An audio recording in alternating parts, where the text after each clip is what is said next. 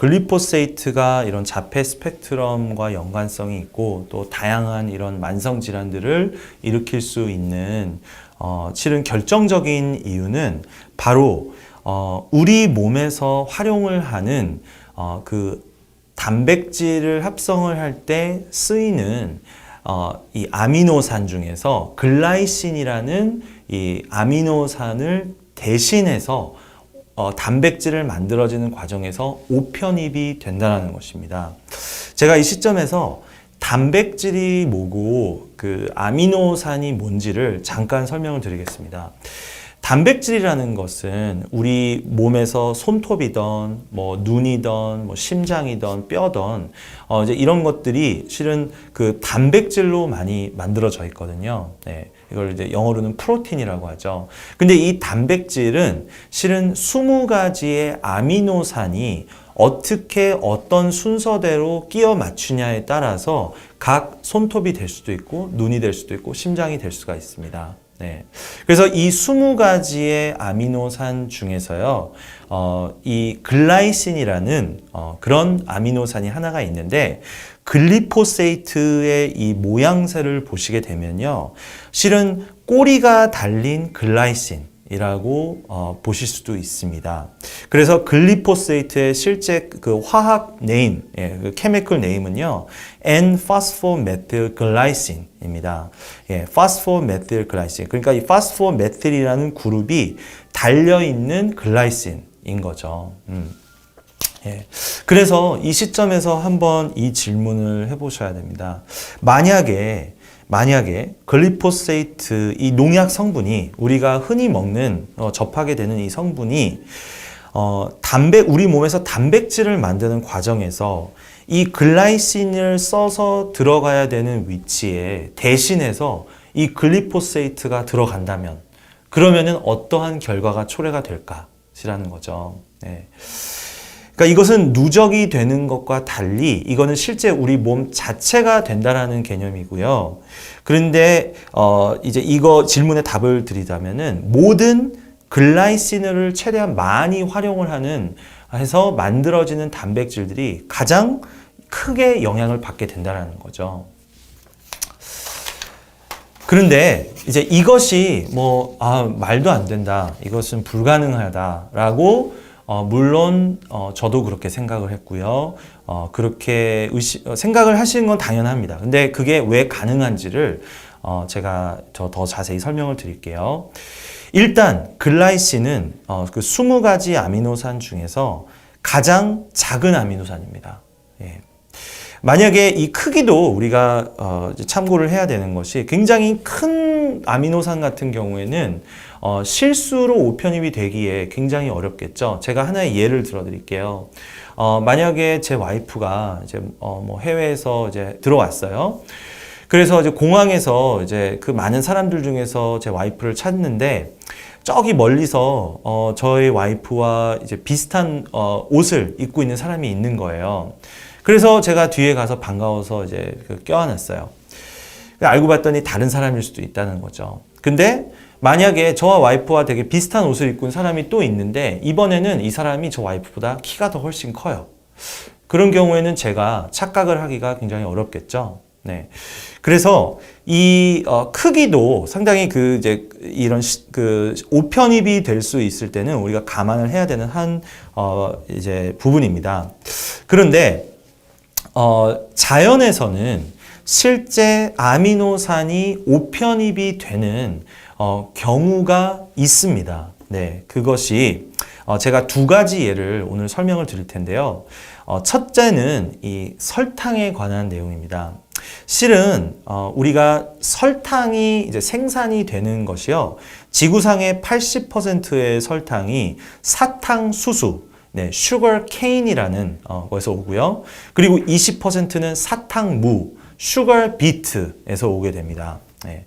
그런데 이 2가지 중에서 우리가 그럼 뭐를 그다지 선택을 하는 게 낫냐? 사탕수수를 선택을 하는 것이 좀 더 유익하다라고 볼 수가 있습니다. 왜냐하면요, 사탕무에서는 아세티딘 2 카르보실릭 애시드라는 이러한 그 화학 성분이 이제 들어 있는데요. 이것은 우리 몸에서 그 아까 말씀드린 아미노산 중에서 우리 몸을 만드는 데 쓰이는 프롤린이라는 아미노산과 굉장히 유사한 모양을 지닌 성분입니다. 예. 그래서 이게 마치 일란성 쌍둥이는 아니지만 이란성 쌍둥이처럼 이제 유사한 모양을 가졌다라는 거죠. 그런데 신기하게도 이 다발성 경화증, 멀티플 스클로로시스에 라는 그 뇌와 이제 관련된 질환을 우리가 보게 되면요. 사탕무 농업 지역 근처에서 거주할수록 다발성 경화증이 유병률이 더 높다라는 것입니다. 예. 그래서 이거 부분을 좀 더 자세하게 말씀을 드릴게요. 이 다발성 경화증이라는 것은 이 신경계 그 엑손, 그 신호를 보낼 때 이 그 선처럼, 그 전기선처럼 이렇게 그 선을 감싸고 있는 이 그 조직, 마이엘린이라는 이 선이 이제 다른 선과 이제 신호가 엉키지 않게끔 그런 역할을 도와주는 그런 마이엘린이라는 조직이 있는데요. 그 마이엘린 조직이 하필이면은 이게 단백질이 만들어질 때 프롤린이라는 아미노산을 많이 활용을 하게 됩니다. 그런데 그 프롤린이라는 조직, 이 마이엘린이 만들어질 때 프롤린이 들어가야 되는 위치에 만약에 아제티딘 2카르바실릭 애시드, 아제가 대신해서 들어가게 된다. 그러면은 일단은 저품질의 단백질, 그 역할을 제대로 못하는 단백질이 만들어진다는 것이죠. 그런데 그뿐 아니라 우리 몸에서 면역계는 나와 내가 아닌 것을 늘 구별을 하는 그런 조직인데, 내 몸에 그 이제 외계인 단백질로 이게 그 인지가 됐을 때는 면역계가 그 조직을 공격을 한다는 것이죠. 그래서 다발성 경화증은 실제 마이엘린 조직을 공격을 하는 그런 이 그 신경 질환으로 이제 우리가 보고 있는데, 이것이 현재는 그 사탕무, 슈거 비트와 연관성이 이렇게 있다라고 발표를 하는 것입니다. 그래서 실은 아미노산이 이 자연에서도 이런 다발성 경화증 같은 케이스에도 오편입이 된다는 것이 이렇게 다큐먼트가 되어 있습니다. 어떤 아미노산이 원래 쓰여야 되는 위치에 다른 아미노산이 들어가야 되는 것은 실은 이것을 misincorporation of amino acids into protein이라는 개념인데요. 이것이 실은 자연에서는 흔히 나타난다는 것입니다. 자, 그러면은 그림을 갖다가 한번 보실게요. 다발성 경화증과 연관이 보이는 프롤린 이라는 아미노산, 그리고 또 ALS와 연관성이 있는 세린, 그리고 또 지금 글리포세이트와 지금 오늘의 주제인 연관성을 보이는 글라이신이라는 아미노산, 그리고 이 글리포세이트의 모양을 자세히 보시면은요, 이들의 공통점은 일단은 가장 작은 아미노산이라는 것이죠. 반면 아르지닌, 트립토팬처럼 우리 몸에서도 단백질을 만들 때 쓰이는 단백질이지만 굉장히 모양새가 큰 단백질들은 이렇게 오편입이 되는 것과 연관성이 안 보인다라는, 이제 많이 없다라는 것이죠. 그래서 이 글리포세이트의 모양새를 자세히 보시면은요, 이게 글라이신과 이제 실은 꼬리가 달려있는 이 포스포메틸 그룹이 달려있는 글라이신이면서 실제 글리포세이트는 프롤린보다 모양새가 더 작기 때문에 충분히 들어갈 수 있다라는 그런 이 오르게닉 케미스트리를 공부하신 그런 전문가에 의한 그런 의견을 이제 듣게 되었습니다. 자, 그러면은 이 오늘의 주제인 그런 자폐 스펙트럼으로 다시 돌아가서 이것은 그럼 어떠한 어떻게 이 오편입이 돼서 이 자폐 스펙트럼과 연관성을 보이냐. 이 자폐 아이들을 관찰을 해보신 분들이 있다면은 별것도 아닌 것에 급격하게 흥분을 하고 하는 것이 하나의 이 트레이트입니다. 그런데 이렇게 뇌를 이렇게 흥분을 시켰을 때 대표적으로 쓰이는 신경 전달 물질이 바로 글루타메이트라는 거예요. 예. 그래서 여러분들 MSG, 모노소디엄 글루타메이트, 조미료에 대해서도 아시죠? 조미료 그 글루타메이트는 그 감칠맛이 나는 것이고요. 우리가 뭐 새우깡, 라면 수프, 뭐 도리토스, 프링글스나 이런 것에 있어서 느끼는 그 맛입니다. 그런데 이 그 MSG의 그 글루타메이트는요, 우리 뇌에서 또 동일하게 뇌를 흥분을 시키는 그런 신경 전달 물질이기 때문에 이것을 많이 섭취를 하게 되면은 당연히 누구나 굉장히 좀 들뜬다거나 좀 더 이렇게 엑사이트가 될 수 있는 것이죠. 그런데 그 정반대 역할을 하는 신경 전달 물질은 바로 가바라는 것이에요. 근데 이 가바는 글루타메이트가 정반대로 뇌를 억제를 하고 흥분을 가라앉히는 역할을 하는 그런 대표적인 신경 전달 물질입니다. 그런데 이 가바가 작동을 할 때는요, 세포 내에서 그 가바를 받아들이는 마치 글러브처럼 이 수용체가 있습니다. 가바 리셉터. 그런데 이 가바 리셉터는 그 입구에 글라이신을 많이 지니고 있다는 것이죠. 만약에 이 글라이신이 들어가야 되는 위치에 글리포세이트가 대신해서 오편입이 되었다. 그렇다면은 이 수용체가 불량품으로 만들어진다는 것이죠. 제 역할을 못하는 것이죠.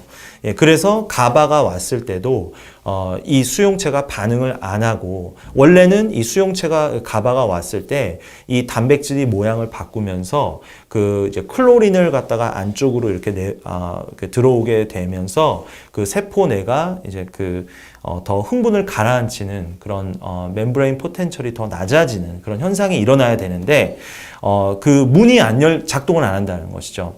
이 내용이 좀 많이 복잡하실 수 있을 텐데 이제까지 많이 이렇게 따라와 주셨다면은 정말 썸스업입니다. 네, 잘하시고 있고요.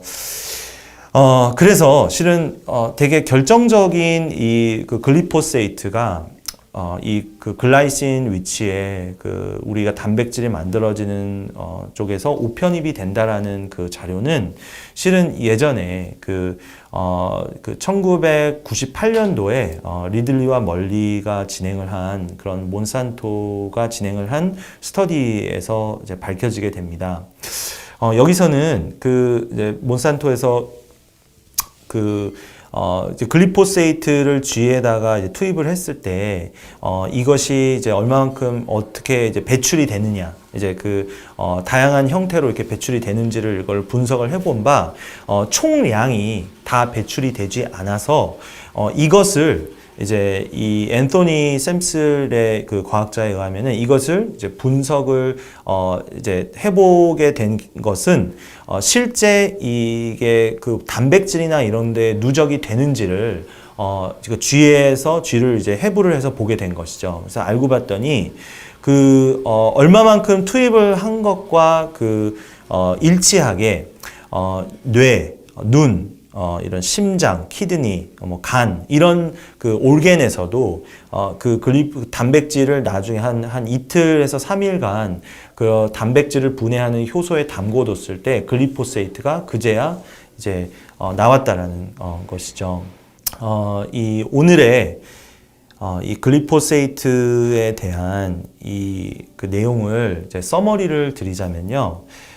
글리포세이트가 자폐 증상을 유발할 수 있는 세 가지의 메커니즘이 있습니다. 네, 첫째는 우리 몸에서 이제 활용을 하는 그런 다양한 미너럴들을 킬레이션을 통해서 활용을 못하게 하는 현상과, 또 우리 장에 있는 미생물균들이 뇌를한테 제공을 해주는 그런 시카마이트 회로도를 무너뜨리게 되고요. 또 글라이신이 들어가야 되는 위치에 글리포세이트가 오편입이 되면서 이제 뇌에서 이제 쓰여야 되는 그런 단백질들이 저품질이라던가 아니면 제 역할을 하는 불량품의 단백질로 만들어진다라는 것이죠. 네. 그래서 여기 마지막 슬라이드에서는요, 이 글리포세이트로 인해서 저는 글리포세이트를 공부를 하게 되면서 이제까지 수수께끼로 삼았던 굉장히 의아했던 그런 질환들의 일부분의 답을 좀 배울 수 있게 되었습니다. 그래서 이거는 이제 참고로 보셔도 되고요. 그냥 이 종이 한 장으로 이 오늘의 이 그 글리포스에 대한 내용을 좀 정리를 해본 것입니다.